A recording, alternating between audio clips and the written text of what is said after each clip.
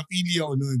Yung kaibigan ko, hindi siya napili. So ako yung nandun, pabalik-balik ako. Siguro mga 3 araw ako dun. Di ako nakakapasok sa eskwelahan ko.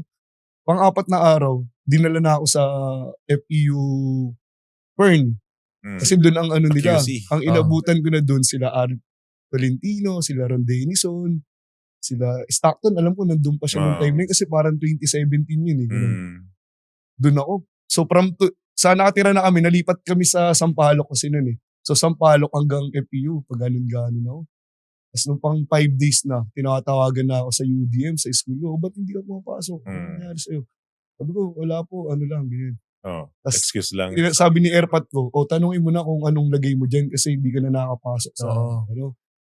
Tinanong ko ngayon, sabi ko, Coach, ano po bang lagay ko dito? Makakukuha po ba ako? Kasi hindi po ako nakapasok sa ano. Sabi niya, ayusin mo na yung papers mo, sabi niya gano'n. O sino ba yung coach mo sa UDM? Si Coach yung sa FEU, si Coach Ryan, yung medyo ayun yung kausap ko nun.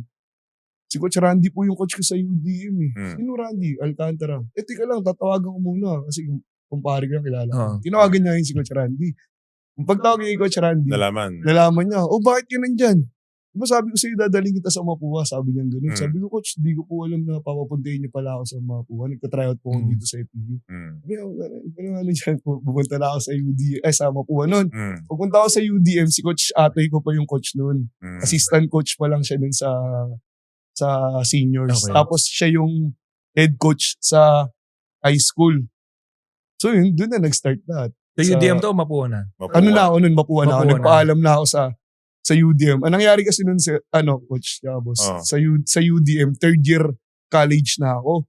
So 2 years na lang, graduate na ako.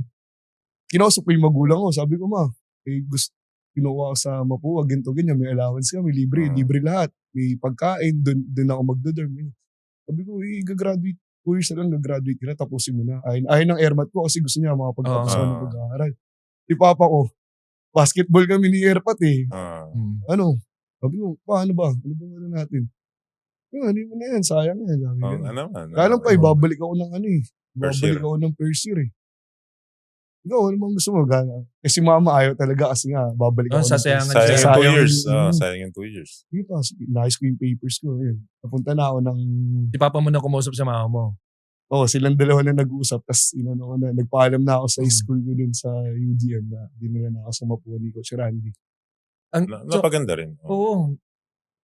Nung ako first time ko kasi marinig, ang coach mo nung nag-umpisa ka sa Mapua, si Coach Atoy ko? Yung Atoy ko muna. Diba? Ako first time ko yun naman, legend. Anong napulot mo sa kanya na as yung player ni Coach Ato? Kasi siya yung at ni Coach Atoy, yung fast break tumitira ng jump shot, diba?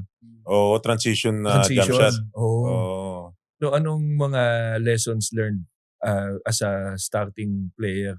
Ito, first mo to na parang organized basketball na, di ba? Parang gano'n.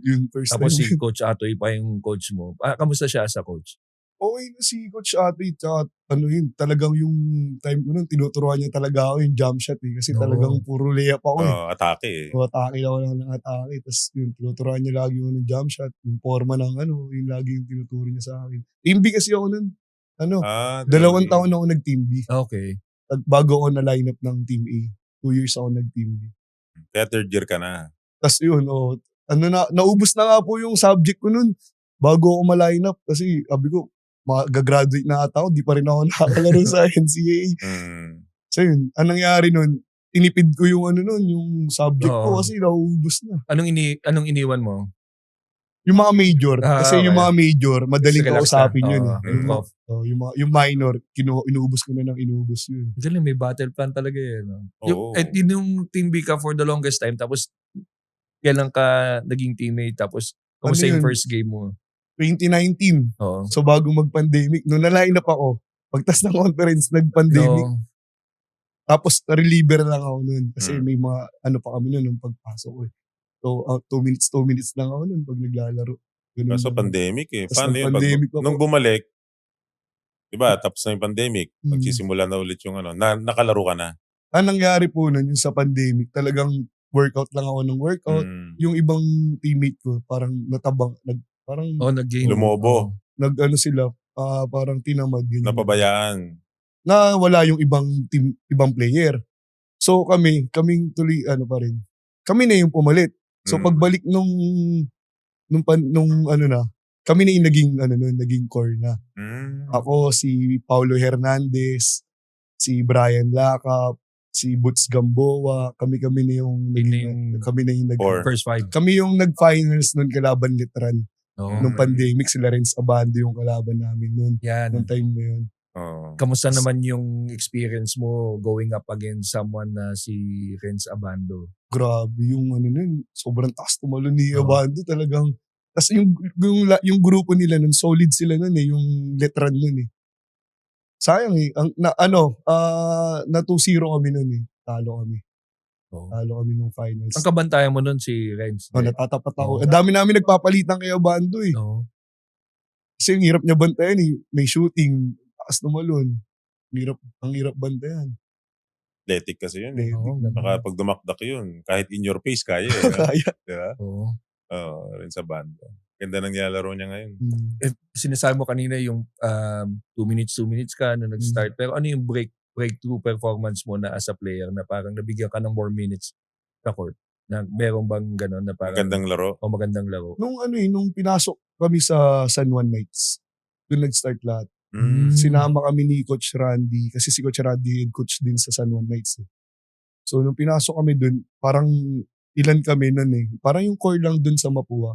Dinala niya kami doon sa nag-ano pa nun Anong tawag doon? Yung guest player ka lang sa pro. Okay. Nung time nun pwede pa. Ngayon bawal na Bawal na yung Para makalaro ka ulit ng college. ngayon bawal na yun, inalis na Ayun, doon nag-start lahat sa San Juan Knights. Sumali kami ng field basket.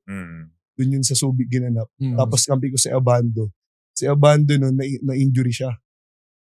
So, siya yung kapestuhan ko. Okay. Nung na-injury si Abando. Ready ka naman. Oo. Ready. Kumbaga din. Tapos nung pagpasok ko doon na nag-start lahat. Gumanda yung laro ko. Okay.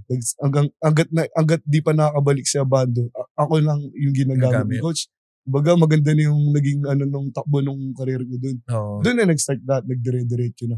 Tapos nung pagbalik namin nung Mapua, na yung pandemic, yung bubble, lumaban kami ng finals. Tapos nung nalaglag kami, dinala ulit kami sa MPBL naman, field basket yung una, tapos nung pangalawa, MPBL naman. Maganda din yung naging yung tinakbo ng career ko doon. Ayun, Nag-rookie of the year ka pa. Galing. Thank you for watching Balyahan with GB and RDO, powered by Sports Plus, the official gaming partner of the Philippine Olympic Committee. Kung nagustuhan mo ang napanood mo, here's some more videos. Huwag mo rin kalimutang mag-like, comment at subscribe para lagi kang first dibs sa bagong videos ng Balyahan.